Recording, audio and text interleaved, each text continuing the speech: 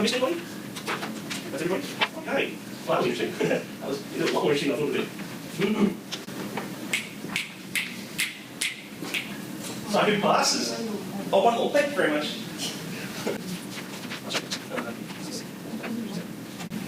So, out of these, this character here gets the green light. This person here scores the highest grade.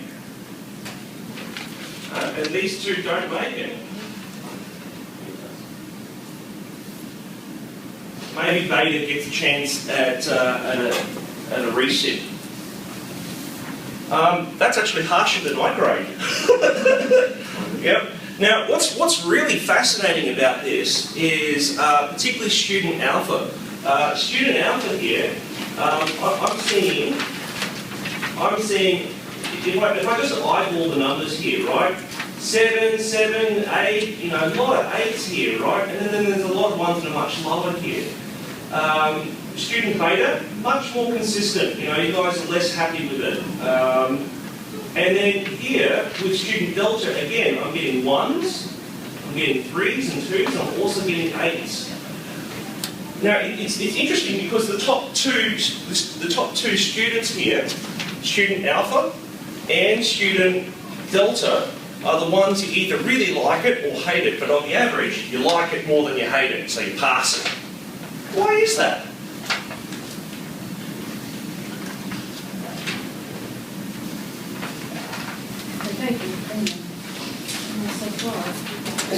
You know, because I've got all these employers that come to me and say, Philip, you graduate people and the students are crap. I go, no, I thought they were fine. And then you've got students who go like, pass me, please, or else, you know, because otherwise everything's going to end up bad, you know, which is understandable because from your perspective, you need to pass, right? So it's my job to help you to get there. What do you need to pass? Well, clearly, you've got to have critical thinking, and trust me, my exam, you cannot pass without critical thinking. It's a well-designed exam. It's a bloody good exam, right? So, how do you get critical thinking? Well, this is what we're trying to do here. What was it about student alpha or delta that answered the question and showed that they had critical thinking? Give me some ideas. Delta, I thought Delta was really good because they had a counter argument as well. So they gave two sides. Yeah, read the part that matters so that everyone else knows. The counter argument starts in the other hand with... Yeah, on the other hand. English is good. Yeah, no, that's cool. I'm forgiving. No problem with that. Yeah.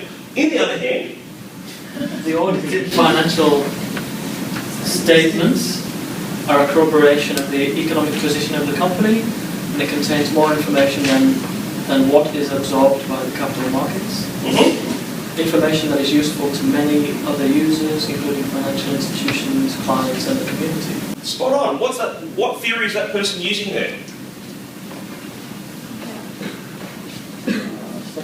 Stakeholder theory, actually. Yeah. They're saying, look, you know, the CAPM model only captures the one and only, or they're using agency, but they're using more than just the concept of the shareholder as the principal, as the only principal, and the manager as the agent. Well, actually, the manager is the agent for lots of principals. All right. Debt is another principal, and it doesn't feature on the share market. You know? Your customers are another stakeholder, and they don't feature on the stock price.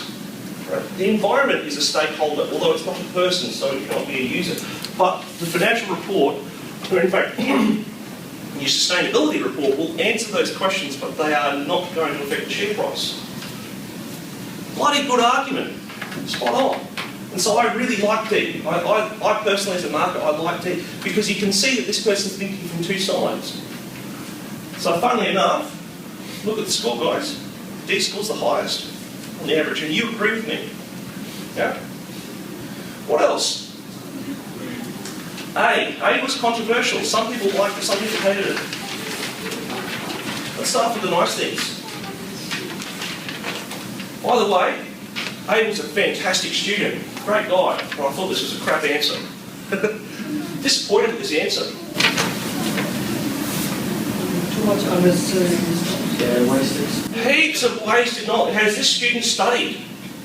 Yeah. A lot. Has the student read the textbook? A lot, you know. And so, you know, good old teachers, they say, well, to prepare for the exam, you just need to read the textbook. No, you need to think differently as well. That's hard. It's bloody hard. Not only have you know the right stuff, you've got to use it in the right way. Because if you've got the best tool in the world, but the only tool you've got is a hammer, everything looks like nails. And you just smash it harder with that hammer you've got, because it's the only tool you've got, no matter how good it is, right? This guy had great tools. Well, he had great knowledge, but did he know how to use it? Disappointed. Heaps of knowledge here. Ball and Brown study in 1968. Does that answer the question whether we should have accountants, yes or no? Wasted. Cap M, where the change in the share price market was up or down by some financial firms to their information. Does this tell me why we need financial accountants? Irrelevant. For this reason, I gave this guy a bare pass, 4 or 4.5. Bloody good knowledge doesn't answer the question. Yep. You guys were more impressed with the knowledge, so you gave him a bit higher than I did. Yep. Now, interestingly enough, Charlie, you didn't like. I actually passed the guy. Even though it looks like the weakest, it's the one with the least writing. In fact, these all passed, by the way. They all... no, I didn't fail any of these. So if you think I'm a big, scary, evil man, I'm not. All right, I mark easier than you guys. I didn't mind. I thought Charlie was okay. The last paragraph answers the question. And it answers the question directly. That's why I gave him. A bit more than you guys did. I think we should not abolish financial reporting. Straight away, this guy would have scored very close to a pass just for saying that, because he answered the question. You know, he's got to the key. All right.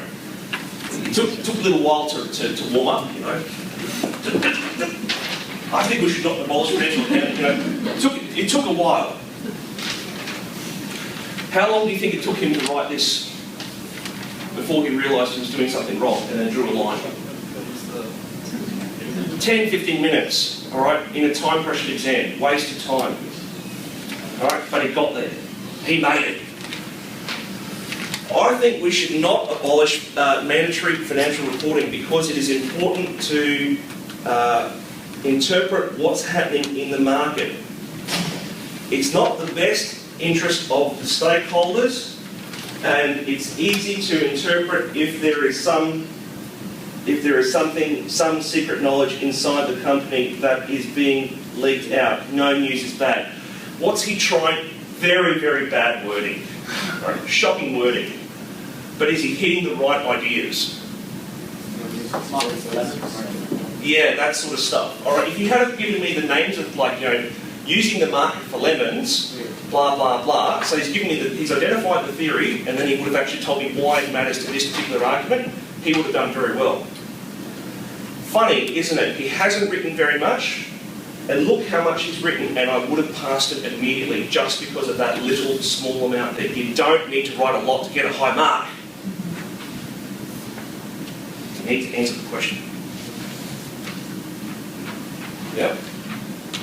So, have we found this to be a useful exercise, guys?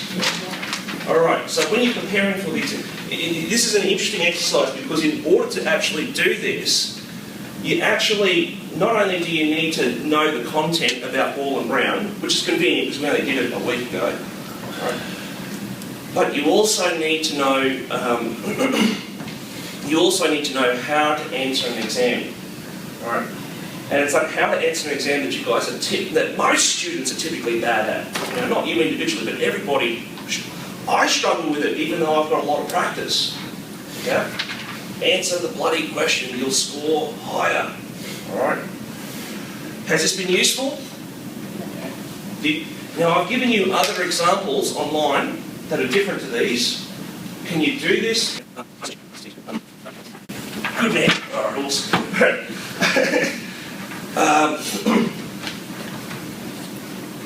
I want you to download those examples and do exactly the same process. Now, if you've been studying in a group, I don't know, say you guys, all right, you guys all decide to study together in a group. Download those examples and mark them, all right? Now, I've actually hidden the grades in this one, but online I've actually got the example grades there, all right? You don't have to agree with me, all right? But give the student a mark and think, what is it? Because a pass is somebody that just has knowledge, raw knowledge, all right? A credit is something that's got very good knowledge, and maybe you start to answer the question a little bit, all right? Distinction is answer the question. High distinction is answers the question with solid knowledge, gives me dates, gives me facts, gives me support, all of that. All right? Grading's not hard. But if you can grade other students, you can grade your own response. And when you start, before you start writing the exam, read, get the question, you start thinking about it, and you think, I know what I'm going to write. Would I give that a high distinction? Before you start writing. Because student Charlie here started writing, they got to the end and he went, crap, I know what I should do. And he didn't cross it out because he said, read it anyway, just in case it was right. Drew a line and started again. And he did it. And he passed. I gave him 65%. You guys gave him the whole worst mark. Yeah? Right? Is it so scary after all? No, it's not. Okay?